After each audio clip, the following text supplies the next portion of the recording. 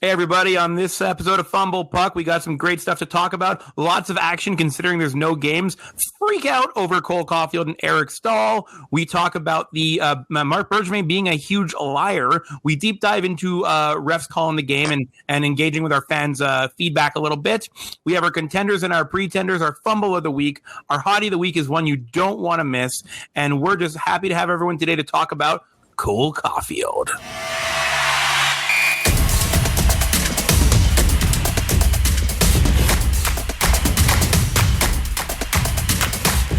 Welcome back to Fumble Puck, everybody. Ashley, how excited are you right now? I am very excited. I just want to say I am the president of the Cole Caufield fan club. You are the president of the Eric Staal fan club. You can have that one. But Cole Caufield is my boy. I am so excited. For anybody who watches Prodigal Son out there, my boy. You'll understand if you see the show. If you don't, you think I'm crazy. But he's my boy. I love it. I love it. I'm so excited. I know he's starting in the AHL. I think he'll be there for like a week, and then he'll come up here and score like 50 goals in like 3 games. This is so freaking exciting. There was nothing happening this week. We were worried we'd have nothing to talk about. We have so much to talk about. We were just, shooting the breeze, talking about Zach Fucale re-signing in Washington. Who cares? We have Eric Staal. We have Cole Caufield. We have so much to talk about. But first, hold on, everybody. We're going to slow down. Welcome back to Fumble Puck, everybody. You're here with Ashley and Noah. Ashley, how the heck are you doing? I'm doing okay. Not as good as Cole Caufield probably is at this moment in time, but I'm okay. Exactly. I love it. And then did you see the exchange with Zegras? And he was like, "You are." He's like, "T-A." I saw that. That was awesome. Love it. Love it. So excited. How excited are you about that, Noah? About both? We'll get into that later. Super excited already. There's like all kinds of good news this week. I'm a huge Eric Staal fan, and I was under the normal assumption that he would never play for the Habs because why the heck would he ever? So when I heard it was happening, I lost my mind. I was told by an insider, aka an old friend who's no longer a friend, whose brother's best friend was with best friends at the Staals, according to her, but she was a bit of a liar, so I don't really believe it. But she said that the Staal brothers would never sign in Montreal because they absolutely detest the Montreal Canadiens. And for like 12 years, I believed her on it. And now I'm kind of like, he either really wanted out of Buffalo or that was BS. There's got to be a bit of both to that. But like when I was growing up, so like in the 2000 to 2010, I had 3 favorite hockey players: Rick Nash, Teemu Selanne, and Eric Staal. For Eric Staal to be on our team, it's like a dream come true. So pumped. Well, I'm really happy that it happened for you, and I'm really happy that it happened for us because he still has games. So like, let's see. He's good still. Like, who cares about the Buffalo results? They're not real, right? Like, oh my God. We'll get to Eric Staal. We're going to cover all this stuff. Got a great episode lined up today. What's going on in your life? What's new? My mom got vaccinated, so now both my parents are vaccinated. Hopefully, I am next in the immunosuppressed category. Here's hoping. Didn't they announce that that's happening? I'm waiting. If they announce it during this podcast, you might hear me clicking on Click Santé a little bit. But right now, I'm just awaiting the confirmation that I can go book. But no. All right. Well, here's to hoping it happens. That'd be a great delay. It would. And what's new with you? Not much. Work today was good except for the rain. So, it was a fun day. Got a lot of paperwork done. And Zach Fucale re-signed with the Washington Capitals. Yay for him. Did you hear that thunderclap that they claimed was thunder over the whole island of Montreal that apparently was heard as far as Hamilton? Someone told me. I don't buy that. And all the way to like way past the East End and Brossard and everywhere. Did you hear about this thunderclap Wednesday night or Thursday, whatever it was, sometime in the middle of like 3:26 a.m.? Did you hear it? Yeah, I heard about it. I got a text message from a friend being like, "Did you hear that?" But I sleep like a log, so I definitely did not wake up for it. Was your friend in Ottawa? Montreal. Oh, yeah, okay. So there was this really loud noise. I'm thinking sonic boom. It was ridiculously loud. Like the house shook. My dog looked at me. I looked at her. I was like, what the hell? My mom heard it. All my friends heard it. It was crazy. And it was super loud. And like, if you go on, I think it's YouTube or Twitter for sure, they have a clip of it. It's like 24 seconds long, this shaking, vibration, scary noise. Wild. Yeah, maybe I'll just look it up to see what it was like, because people were really freaking out about it. I saw pictures of Thor all over the internet. It was scary, Noah. It was very, very scary. Oh, Thor. Disney prince. Speaking of Disney, have you seen the new Mighty Ducks show? No, I haven't. Have you seen it? I have. So I'm a diehard Lauren Graham fan. So like, shout out to Gilmore Girls. She's the Gilmore Girls mom, right? Yeah, she is. And she's okay. Like the best. She's been on a lot of stuff. She's like a very awesome person. I met her. She's awesome. Anyways, so she is playing this woman named Alex who has a kid who gets cut from the Ducks. So she forms a rival club, and the Ducks are like the bad boys in this show. And honestly, it's so heartwarming and so cute and so sweet. And even my mom was watching it with me, and we were both like laughing. And it was just so... It's like wholesome entertainment. It's great. Check it out. It's really cool. And Emilio Estevez stars in it, right? Yeah, he's going to end up, I'm sure, coaching the Ducks. That's like the whole point. Yeah. So, yeah. Is Charlie Sheen in it? No. No. Okay. That's probably a good decision. A good decision? Yeah. Well, neither is Martin. So, But speaking of really good TV shows, another one that's sports related. Have you seen Ted Lasso? I have not, but I've heard of it. That's like Jason Sudeikis, right? Yeah, it is. He's funny. He is, and the show is probably honestly top 5 of my all-time favorites. It is so good. I watched it over Christmas, and it was just, oh my God, it's heartwarming. It's funny. It's sad. It's every emotion in the book. They did a phenomenal job. I can't wait for season 2. And actually, one person in it is like a Broadway person, so she's awesome. And she's awesome. Is it on like a streaming app or anything, or is it just on TV? They're both on Apple TV, actually, now that I think about it. Apple TV. I'll check that out. Actually, Mighty Ducks is Disney. Sorry. Mighty Ducks is Disney Plus, but Ted Lasso's Apple TV with The Morning Show, just a shout out to my other girl, Jennifer Aniston. But yeah, also great show. You should watch that too. But that's not sports related. You know what is sports related? What? So a little bit of news, though. We're not even going to do neon knee-jerk reactions right now because everything we want to talk about is already a crazy reaction. We're already stoked. But the first piece of news that's awesome was I read earlier today that the NHL's COVID protocol list still only has KK and Armia on it. That means there's a very, very, very, very, very almost certain probability that no one else was exposed. So that's great news. It is. I'm really, really, really happy about that because I was a little bit worried. Like, what would they do? Suspend another 2 weeks? It's a little bit crazy. I don't know which one has it. I know one player tested positive for the variant. The other person did not, I don't believe. I think was close contact. People were saying because we got STAAL, it must be KK. But I also read that Armia's name was added first, so that would make me think it would be him. Doesn't really matter who has it. Again, I hope they're both okay and feeling okay and that no one else has it. But something that Bergevin said that was very interesting was they asked, is the staff okay? And he said no comment. Ooh, that's interesting. Because he said the players are fine. It's the staff, no comment. So I was like, wait a second. That sounds like a massage therapist or something gave it to them. That sucks. Yeah. So I don't know. You know what doesn't suck? What? Our overtime loss record this week. We haven't lost a single game in overtime in like 7 days now, technically. That's amazing. That's like kudos, Habs. Kudos. Good job. 7 days, no overtime losses. That's wild. That's amazing. You didn't get out of the designer segment, by the way. Don't think I don't see that on the list. Good job. I was going to do it up later. I figured it was a nice little send-off, Okay. Don't worry. I'm ready for it. Okay. Sure you were. Yeah. Before we dive into the STAAL and Cole Caufield bit, we also just wanted to talk quickly. Calgary and Vancouver had a huge opportunity with us not playing to leapfrog us in the standings. They both fumbled. See what I did there? Amazing, right? So now we have so many games in hand on them, and we're still ahead of them in the standings. We're looking really solid right now. Knock wood. Yeah. We're both knocking wood. That's good. Okay, so I think I'll do Eric Staal. You do Cole Caufield. Start with Cole Caufield. Spill your heart out. So my last time I was as excited for a prospect was probably Gallagher, and I legit cried when he got sent back to junior. Let's be honest. I am so excited. I think he's just going to be a little scoring machine. He's going to be goal Caufield for years to come, hopefully with us, unless he sucks. But I am so excited. I mean, I have really high, lofty expectations of him, which is not a good thing. And he's not our savior. And I think we all need to take a bit of a step back, including myself on this. But he's so exciting and he's just like adorable. Like you just want to put him in your pocket, which sounds so dirty, but he's so cute. And he's just like a little tiny little man who's going to hopefully save us. And a tiny little man, he's taller than I am, but he's just like a little guy and he's just going to help us and save us. Not really.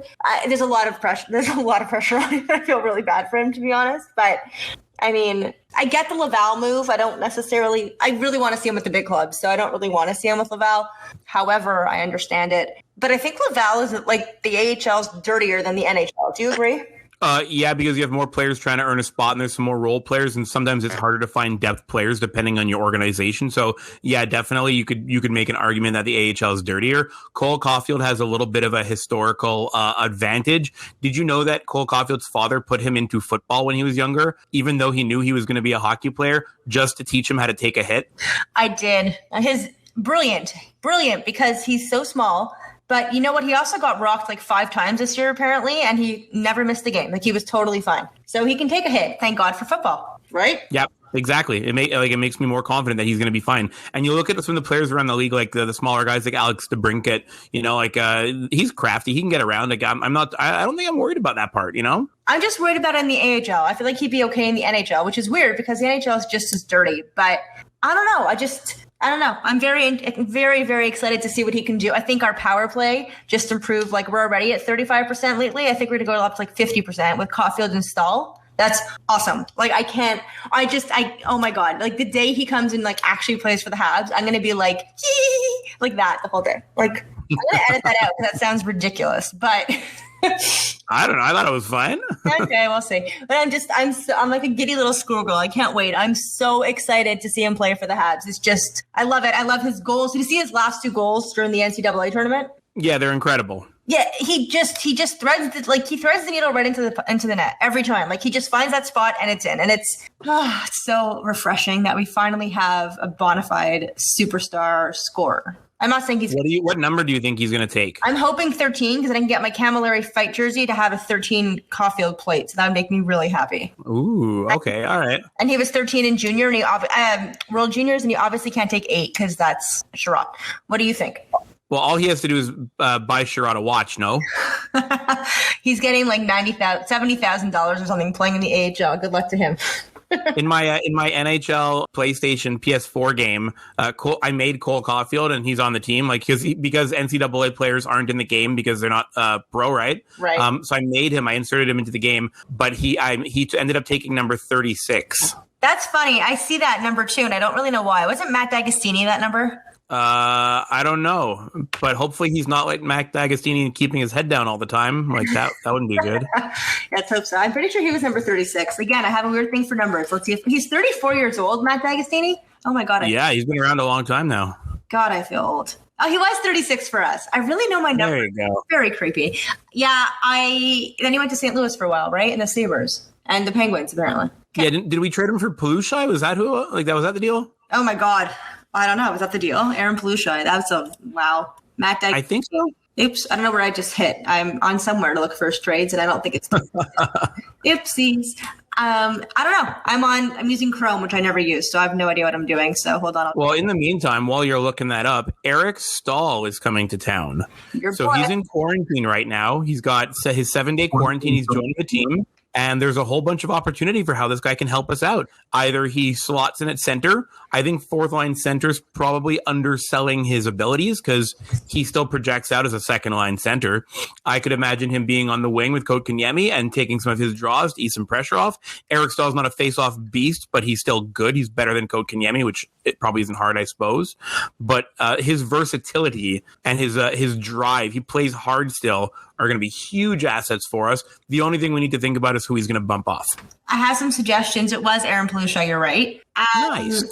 I would, honestly, I like Byron as a guy, but I think it's enough with the Byron. I think we need to insert Lehkonen. I'm so tired of Lehkonen getting benched every single game. I'd take off Armia. I mean, there's 3 players right there, but I wouldn't take off Lehkonen so much. I would either bump off Armia or Jake Evans also. He's not doing much lately. I'd send him back to the AHL for a bit to get his confidence back up. The thing about Evans is I want him as the 4th line center because I believe there's a good opportunity with Eric Staal on the same line as Kotkaniemi, sharing faceoffs kind of, Yeah, but then who's going to be on the other side of Kotkaniemi? Toffoli. Okay, but who's usually on the other side of that? Oh, it's Armia. So we'll do the Tatar Dano Gallagher because Dom Ducharme's not switching that. I know where this is going. We're doing Drouin Suzuki Anderson, Staal, Kotkaniemi, and then Toffoli, and then it would be Lehkonen, Evans, and one of Byron or Armia or Perry. I would think probably Perry. Right. Yeah. I would put Perry over the other two. But who's going to do our PK for taking out Byron and Armia? You got Deneau, you got Lehkonen, you got Gallagher, you got Suzuki. Gallagher doesn't do the PK. What are you talking about? He can. No, he doesn't. No, I don't know. Put him on the PK. Well, you got Deneau, you got Lehkonen, you've got Suzuki, you've got Josh Anderson. No! You've got Jake Evans. Evans, that's fine. Okay, Evans. We've got enough options. Don't put like Toffoli also actually does the PK. Don't put Anderson or Gallagher on the PK. No. Yeah. In my NHL game, Brendan Gallagher plays on the PK very successfully, and my video game never lies. How many times did we win the cup? A lot, like 8 times in a row. Yeah, okay. Video game but never the weird lies. part about the game is that it's always against the Colorado Avalanche, apparently, which is scary. Ew, I don't like those odds. Also, your video game never lies, though, right? Oh, never.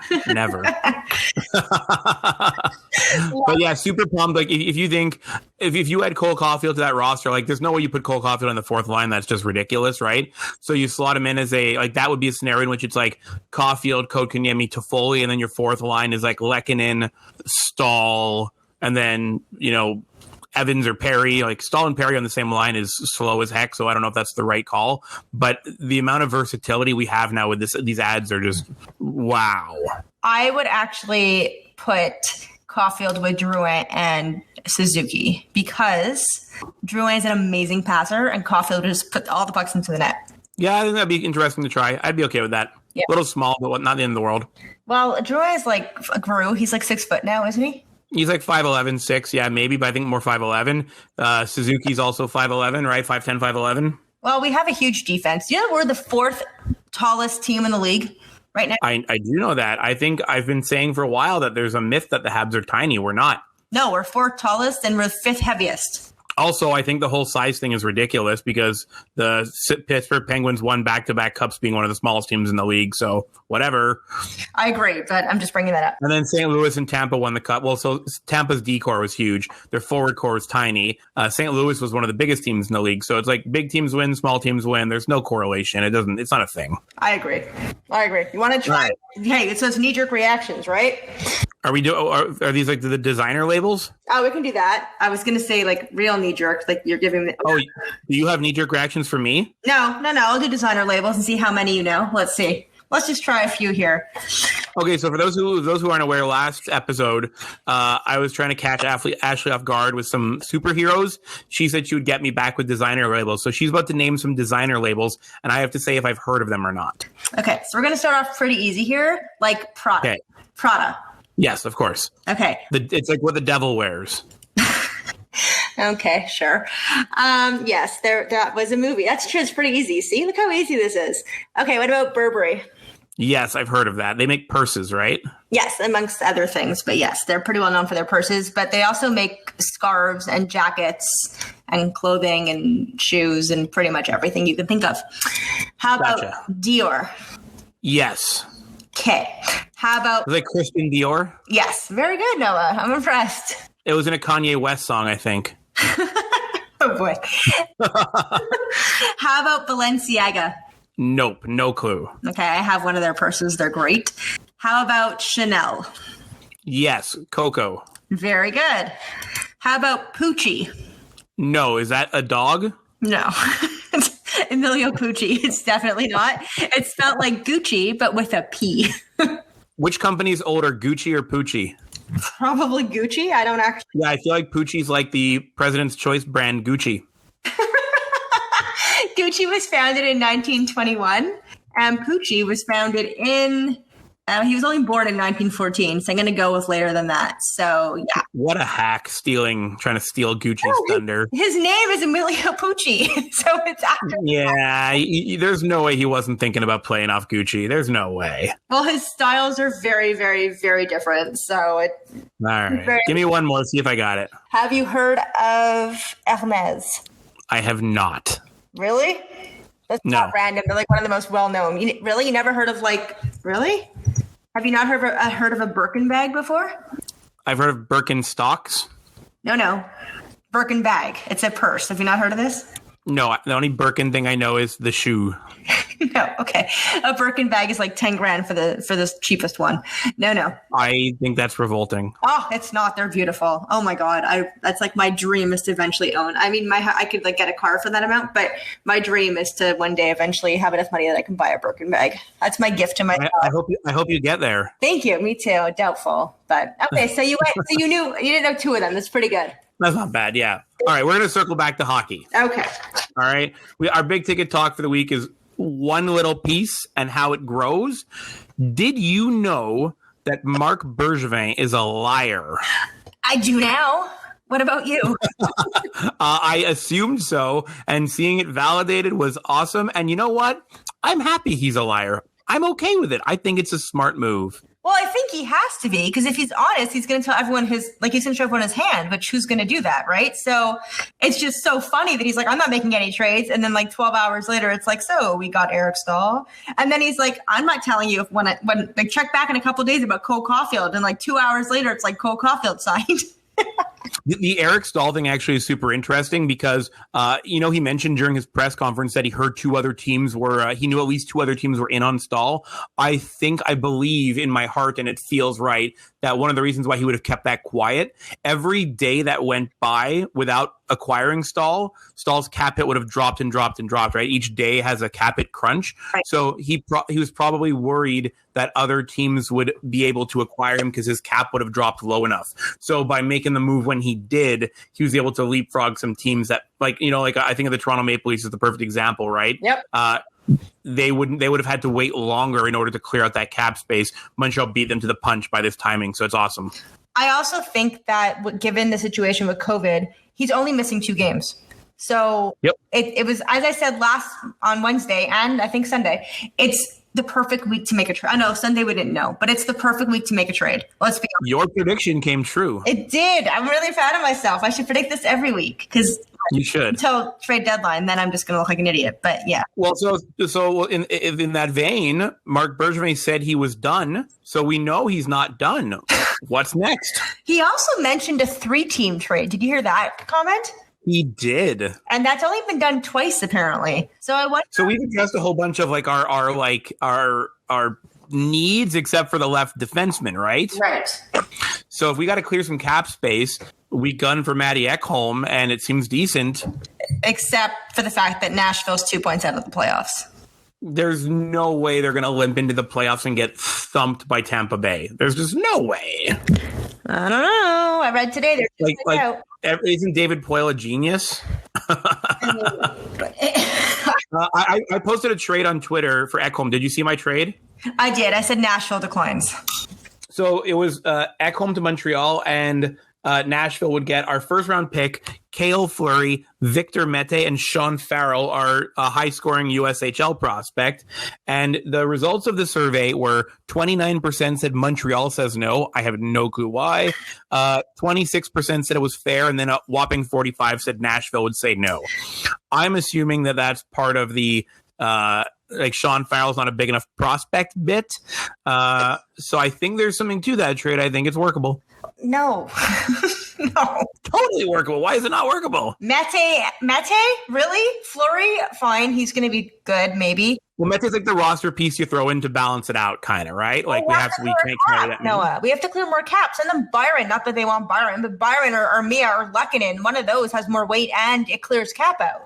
Right, but if you're so Mark, the one thing that I'm very convinced of after this week is that Marc Bergevin is all in for a Stanley Cup. Right, there's no way he acquires a rental player in Eric Staal without saying, "Hey, this is it. We're going for it." Right. If you're going into the playoffs, would you rather have Victor Mete as a depth piece or Artturi Lehkonen as a depth piece? It's an easy answer. You take Artturi Lehkonen. So you try to make the salary cap work as tight as possible by getting rid of players that you wouldn't make that cut. You know, so I know there's a third party in there somewhere. You might have to MacGyver, but I think we have enough prospects so we could switch that prospect up from Sean Farrell to someone better and it's reasonable.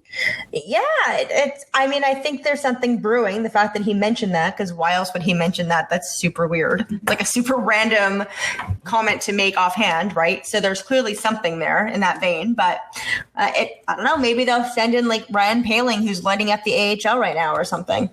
He's doing well, huh? So's Yolonen. Yep. And so's Teasdale. Yeah, Teasdale was surprising, actually. I'll take it. But very surprising. I'm not surprised. He was doing well in his junior before he got smashed. So I was excited to see him. Yeah. I just figured the injury would slow him down, and it's what you often see people really great in their last year of juniors, and they just don't kind of pan out afterwards. So I wasn't sold. Well, he's doing well. I'm excited to see it. I have to say, if Caufield's playing for the Rocket, I will be tuning in. I really hope he plays with us, though. Like, I think they're just waiting for because is it like April 12th or something that like there's no more cap hit or roster hit, or you can carry as many as you want or some crap like that? Yeah, I believe like the cap hit stays the same, but you're allowed extra roster spots. Like the roster size gets increased, but you do have a limit of call-ups afterwards. Right. Okay. So I think that as of April 12th, Caufield will be up here. Personally, that's my opinion. I think you're probably right. I think maybe he'll play 1 or 2 games on Laval just to get his feet wet. Also have to learn the system, except apparently the Laval system isn't the same system as here. So that's a little bit, why send him to learn 3 systems, right? Like kind of weird. Well, Bouchard is a great developer, right? And he'll give him some pointers for the pro. Plus, they don't have the cap space right now to put Caufield on the roster without moving something, which is another reason to make me think that there's something else happening. Yeah, no, I agree. I agree with you. What about Jordan Harris? Went back to school, right? Not going to happen this year.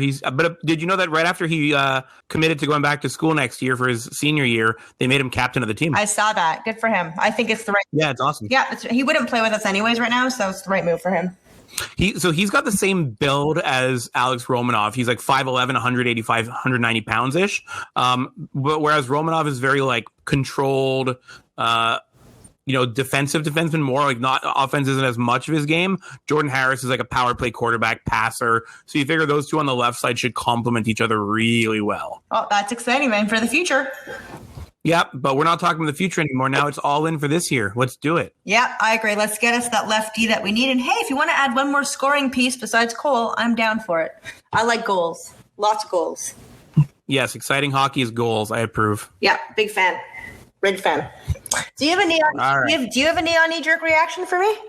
I don't, because like honestly, what was happening this week? I was going to be like Cole Caufield, and we were already going to talk about it. And I was going to be like Eric Staal, and we were already going to talk about it. So the knee-jerk reactions were our whole world. There wasn't really anything I could throw you off with. No problem. But next time they'll be back. Oh, I'm sure, with a vengeance. All right, we're swinging around the league. I made some game calls for this weekend for everyone to watch while they weren't watching Montreal. Winnipeg beat Calgary on Friday. That was good for Montreal. So what we needed to have happen happened. Awesome. So I feel very confident in our playoff spot right now. It would take like a Brian Burke freight train, 18-wheeler going off a cliff kind of thing right now. So that's good. Saturday, Vegas beat Colorado. Vegas put on a really strong performance, shut down Colorado, especially in the third period, and they took it to overtime to win it. Do you know who scored the overtime winner? Should I guess it starts with a Max and ends with a Pacioretty? You betcha. I miss that guy. Speaking of goal scoring. I don't. I like Suzuki. I liked Tatar until this year, and I like Norlinder. I like all those players, but I do miss Max Pacioretty. He was fun to watch, and I'm happy that he's killing it in Vegas. Yeah, I'm happy for him. I'm glad he's doing well out there. And then St. Louis versus Anaheim just finished not too long ago. Anaheim won in overtime. St. Louis lost in overtime, so St. Louis didn't get those 2 points. Every day that goes by, they're looking a little scarier in a bad way. Like they might not make it. Did you see that what happened to Ekblad today? And did you see what happened to Ricard Raquel today? No, but I heard Ricard Raquel bumped into someone by accident and got hurt, and I hear Ekblad had to be stretched off the ice, but he was waving at the crowd on the way out. I didn't see what happened though. Yeah, so Ekblad, his knee like crumbled underneath him, really scary.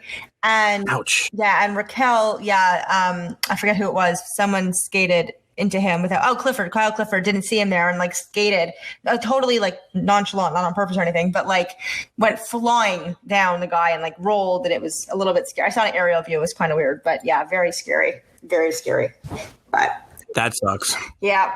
All right. We had a question pop up on Twitter earlier, and I wanted to ask you the question. Name me a player that you hate, but you want on your team. Ooh. I know my answer. I think my answer is going to be the same as your answer. There's a lot of players. Well, I mean, I don't like Austin Matthews, but I'd take him on my team. But, I mean, I don't know if he's number one. I don't hate Connor McDavid, though.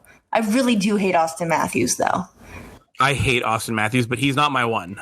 No, I mean, I know who your one is. I know who it's going to be. That's who I would probably say, but I can't. I want to say the same as you, or else we look like we're boring. So I say yours too, but I'll let you say it. But it's Brad Marchand. It has to be Brad Marchand. It is Brad Marchand. He's a 100-point player, and you hate him, but he's a 100-point player. He's awesome. Yeah. He's amazing in hockey. Yeah, I would say I'd want Brad Marchand. Yeah. That was soap. But yeah, no, Brad Marchand's definitely. Who asked us this question? Good question. Whoever asked us this. Oh no, it wasn't asked to us. It was just popped up on Twitter, and I was engaging with it a little bit. Marchand is the correct answer, I think. I agree with you, but I would say Austin Matthews could also be on that list. I really don't like him though, but I would totally take him on my team. But I can't stand him. I don't know. That stash really bugs me. It bugs you. Does he own a mirror? I don't understand. Well, the fact that it doesn't bug him bugs me. Same here. I don't get it. It's a porn stash, dude. Get rid of it. Hate it. Oh my God. Yeah. All right. Now we're just going to hop over to a quick word from our sponsors. Hi, everybody. I'm Steve, and I'm a big hockey fan. I want you to know that this message is approved by me. Cole Caufield's coming to Montreal. Cole Caufield's coming to Montreal, everybody. That's the word of the day. All right, we're back. We're going to have a deep dive right now. A quick little thing we wanted to talk about. We talked last Sunday about refs managing the game. We asked our Twitter followers what they thought about this concept. The question was, would you rather have 30 penalties a game, but everything is called, or would you rather keep things the way they are? We got a couple of answers. I'll read the answers, and then you and I will flesh out what we think is what we want to do, okay? All right, cool. So Austin Almaty on Twitter, his handle is @Takari88. He said he would be fine with him calling the book to the T. He would assume that it would take a couple of weeks for the players to adjust. So his argument was the players will adjust, so call the rules. The 30 penalties a game will go down because players will adapt and stop taking as many penalties. Awesome concept to talk about. We'll get to that. And then HABS for the win, which is at Akadika on Twitter. He said he's fine with the way the game is right now. In general, what he's really hoping to see is some more transparency with referee punishments. So he said I could handle to paraphrase, we can handle missed calls and blown calls and things of that nature, so long as when the ref gets fined, disciplined, suspended, we get to know about it. Interesting. What do you think? Where do you stand in all this after a week of reflection? Well, so I don't think it's possible for them to call by the book in terms of the way they're watching the game. It's such a fast game. It happens so quickly. I know that a lot of people have suggested that there should be a ref up in the stands watching, that they can just communicate and say look, you missed the hook on blah, blah, blah, whatever. I think that's a better idea. First of all, to give the players more room to skate. And second of all, they might actually be able to see more calls because they're not on the ice with them, right? Because being on the ice, when you're watching from home, when you're watching at the Bell Center or wherever you go, you're able to see the game from a different perspective, right? Depending also where you're sitting. I think it would be better to have somebody in the stands or in the press box, wherever they want to be, watching and seeing the game and communicating that way and saying look, this is happening. You can see things brewing. Because if you have 3 guys, but 2 of them are focusing on one person, one's focusing on another, you still have 6 people on the ice. You know what I mean? Yeah, absolutely. So I think that would be something worthwhile. I think I would be closer to calling everything though. However, I was actually watching a video today, which is about this. They asked the HABS asked the HABS, which rule should be taken out of the NHL, which rule should be modified. And I really thought Ben Sherratt was going to say the puck over the glass penalty, but Jeff Petrie said it. Your boy, MV Petrie, said puck over the glass. Sometimes you're just trying to flick it and it just happens to catch the stick catches the puck on a weird angle and it just goes flying out. And then of course, Jake Allen's the trapezoid. And then a bunch of them said offsides. But the truth is, I think the over the glass penalty needs to be reviewed. If it's intentional, absolutely. But sometimes it's just clearing, come on, especially for Sherrod, who does this every 3 weeks or 3 games, really. They don't miss those calls, but they do miss blatant interference, blatant hooks. I guess I'm more pro calling everything. What about you? I have no problem with missed calls in principle. What I really want them to dial in on are the violent penalties. There are violent and non-violent, right? Like I was mentioning this earlier in the week. Yes. If they miss a tripping call, I get annoyed by it. I don't want to make up call for that, though, because that just creates imbalance in the game. But the slashes, the hit, the boarding, all that stuff, I want that called every single freaking time. So I would be in favor of more penalties happening. I don't mind watching power plays. I'm sick in the sense that I would watch a 5-hour hockey game, even though I don't think it's good for the game, but I would watch it. But I also think the rule book needs some tweaking to open up the game a little. I'm pro anything that creates more scoring. I would love to get back to more goals per game, right? Like the 80s era of scoring numbers. I would love that kind of stuff. Like I think tweaking offsides has a big opportunity to it. I think tweaking icing has a big opportunity to it. If we could reduce the number of whistles over like on certain items to create opportunities to call more violent penalties. Yeah, I think that's a great idea. I think Austin Almaty, our Twitter follower who reached out, I think he's got something to what he's saying when the players will adjust. Yeah. But only if the refs hold firm on it, right? And only if the NHL wants it to happen. So, it would be I would love to see them try it out for a season in the AHL and just freaking call everything. I was listening to the Puck Soup podcast, which is a great podcast for hockey fans. If you don't listen to it, you should totally check them out. But Ryan Lambert was saying they did it once for a college hockey game, and he said it was the most painful thing he's ever watched. Like, it was bad. Oh, really? Yeah, it was like whistles every 10 seconds.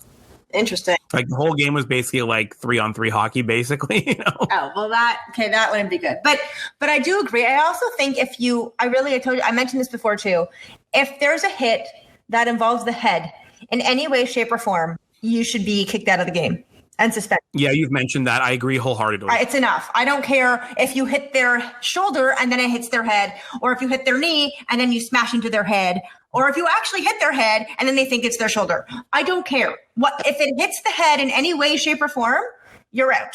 And I think there should be a minimum of 2 games every time. What you said when we were talking about that really resonated with me was you said, an accidental puck over the glass is a penalty. It was an accident, but it doesn't matter.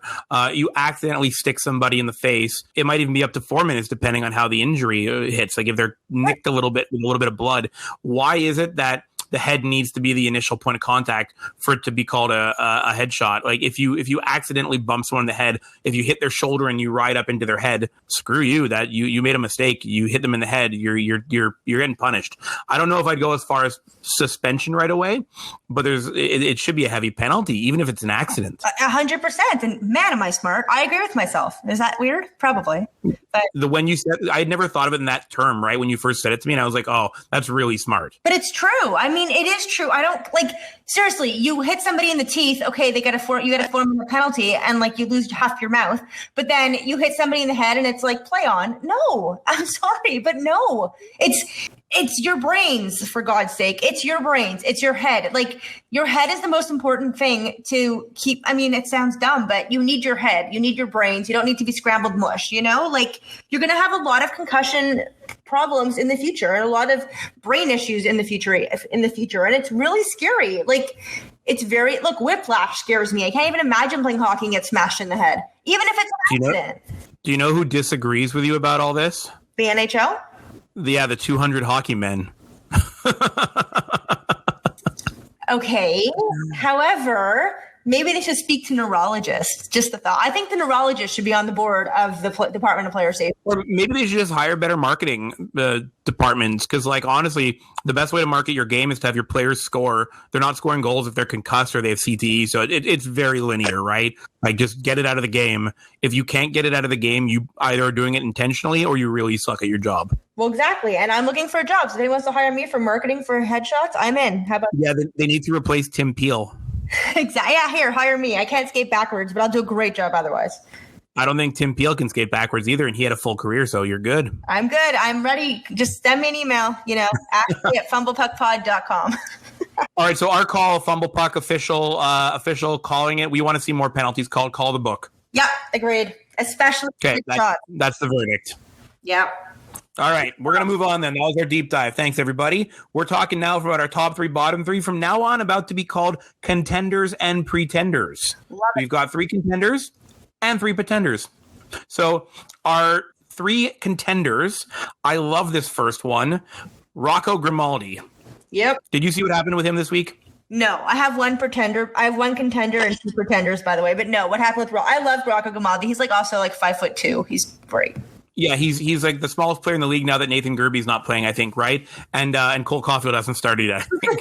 But so he was picked by the Florida Panthers. He never really got his footing in the NHL. He was always that fringe fourth liner, but really good in the AHL. He's one of those people that's really easy to cheer for. Yeah. He had a 4-goal game for the Nashville Predators.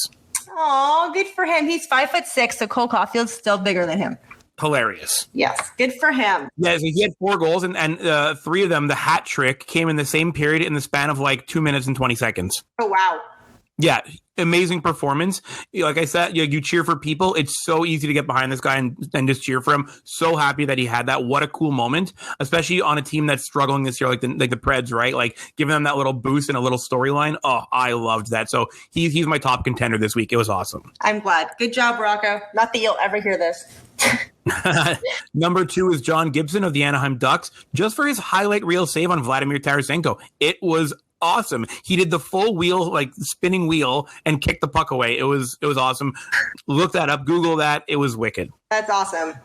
I like it. And then my 3rd contender, because you always like to see people find their footing and start to play well if they've been in a rough patch, even if it's for the Toronto Maple Leafs. But I'm really happy that Alex Galchenyx had a good couple of games strung together. Really happy he found some footing so far, and he's at least getting a bit of consistency. Yeah, happy for him. Me too. I always like Chucky, so I'm happy for him. I'm happy he's doing well. But that's cool because I can segue right into my 3 pretenders. Pretender, Leafs fans who are suddenly about to start hating Eric Staal. There's a lot of this. A lot of it. Eric Staal sucks. Didn't you want him on your team 20 minutes ago? Tim Peel's definitely in there. That's an easy one. Colin Campbell's kind of tied to Tim Peel on that one because they both suck. And then my last pretender traded away from the New York Rangers yesterday, Brendan Lemieux. Yeah, went to the LA Kings. Went to the LA Kings, so sorry, LA, but New York, you got rid of both your racists. That's awesome. It's amazing. Keep it up. I have a contender and 2 pretenders for you. Okay, my contender is, we're going to start with the pretenders, actually, because it's more fun this way. So my pretenders are the Columbus Blue Jackets. Noah, what is happening with that team?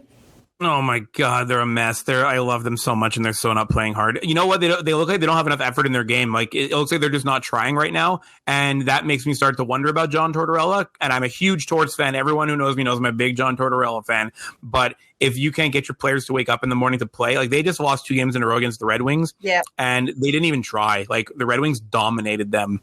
So there's something wrong there. There's a shakeup needed. I think they should probably throw it in for this season and dial in for the next season. The scary thing about that, though, is if they're not making the playoffs this season, you wonder what that does to Seth Jones's mindset. Yeah, that's true. They can't afford to have their stars keep leaving, right? They will, though, because it's Columbus. Yeah, it sucks. My second pretender is shocking on this one, Buffalo. They're going for the record. One more game and they tie the record. And then, which leads me into my contender, which is Eric Staal. Good job, buddy, getting out of there. Good job. That's cool. I respect that. That's a good call. Because, oh my God. All the memes on Twitter of him racing out of the building, you've been traded, and he doesn't want to know where he's going. He's just running out of the building already. That's great. Somebody actually had a picture of him, a real picture of him, standing outside of the hotel with his Sabres bag, a mask on his phone, and he drove by, and this guy took a picture and wrote I'm pretty sure Eric Staal's just been traded.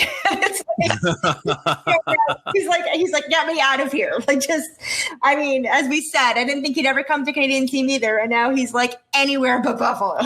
So I'll take Eichel if you're listening. Eichel, thank you. Just saying. Okay. That's next. That's in the off season. Yeah, or Cousins. Apparently, Cousins is doing great too. So Nick Cousins? No, Dylan Cousins. Oh, Dylan Cousins. Okay. Yeah, he's good. He's great. He's he's from the Yukon. For those who don't know, my parents live in Whitehorse, and it was cool when he got drafted. There were like Cousins jerseys everywhere in like the one sports store they have there.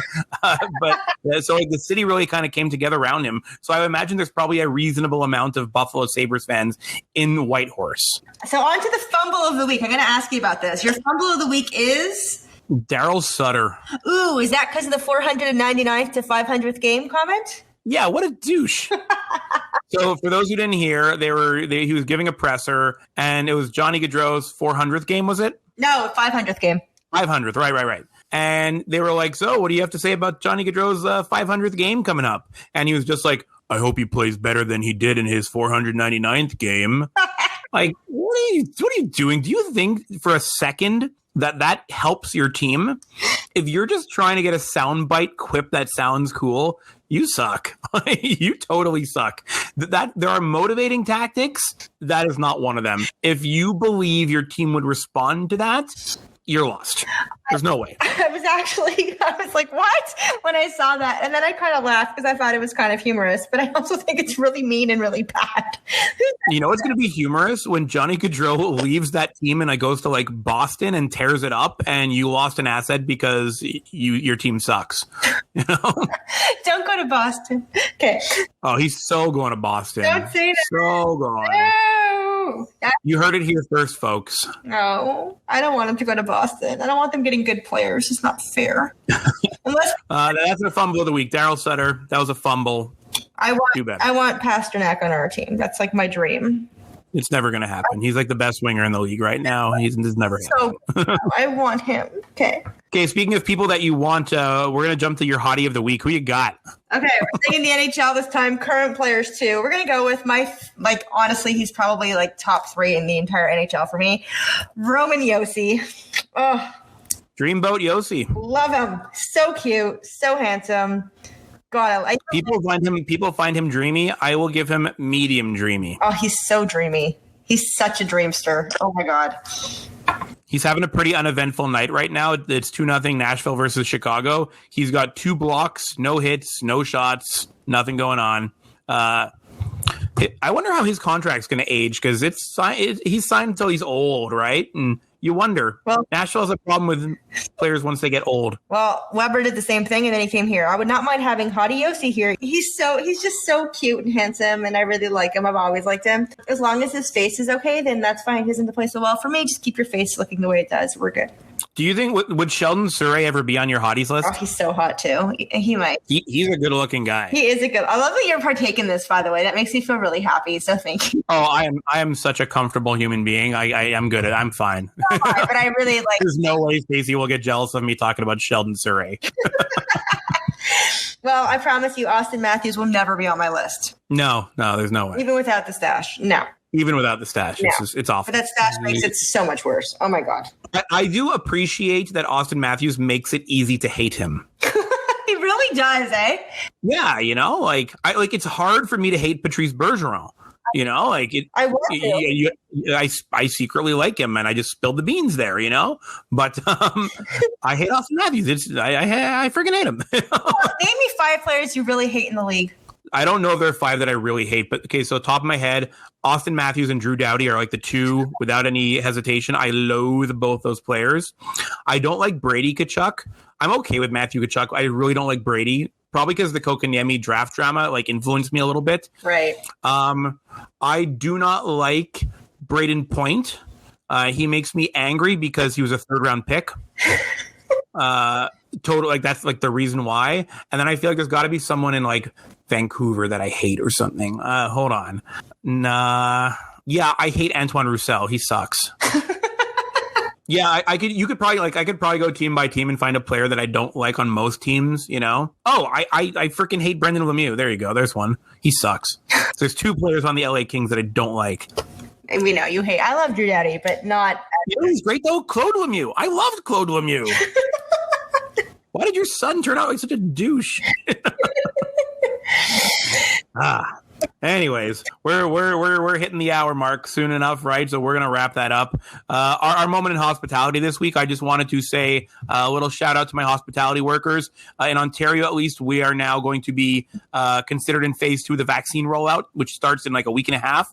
Hope is on the horizon. We're getting close to the end. That's awesome. And those in Ontario, I know Doug Ford's given some weird rules about letting gigantic families sit at tables. Respect your restaurant's rules. That's all I got to say.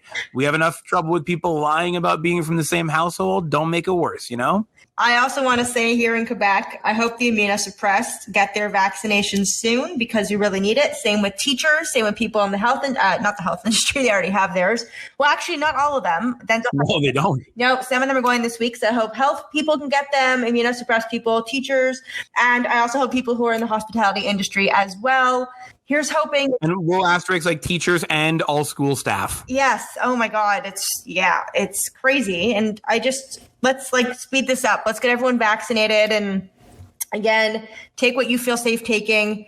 And you can walk away if it's something you don't want, but make sure you go back to get the one you do want. And it's been crazy. So stay safe. As our little wrap up to encourage people to that and be happy about the vaccine and go for it. As Cole Caufield would say, allons-y. I love it. I love it too. I love that he's embracing it. Oh, good luck, little Colsey. Oh boy. As always, you can follow us on all of our social media handles at Fumble Puck Pod. On Facebook, it's Fumble Puck Podcast. Our webpage, facebook.com/Fumble Puck Podcast. Check us out everywhere any app really. We're on iHeartRadio now. We're on there. I got us on that, Noah. Isn't that great? Amazing. Yeah, we're on pretty much every single big one that I can think of. So make sure you listen to iHeartRadio or Apple Podcasts, Google Podcasts, Anchor, anywhere where you guys listen. Get our podcast, tell your friends. And thanks to our fans who reached out with some questions this week and who engaged with us at Takari88 and at Akadika. We love that people are starting to chat with us and make this a little more entertaining for everyone. Our fans, thank you so much. We super appreciate it. You know what, Noah? I think we should end every week with a question for the fans. I have a better question. Okay, where'd you go? We're going to edit this in anyways, yeah. So wait. And the winner gets a shout out from us. Okay. Name me the trio, the 3 players that the Eric Staal trio in his first game. Ooh. So that's your question, guys. So tweet us at FumblePuckPod or Instagram or YouTube. We're on YouTube too. We're on everywhere. So make sure you get back to us. Email us if you want, Ashley at FumblePuckPod or Noah at FumblePuckPod.com. Keep in touch. And we'll speak to you guys later on this week. There's a game on Tuesday night as long as everyone is healthy tomorrow. Thanks, everyone. Have an awesome week. Love hearing from you.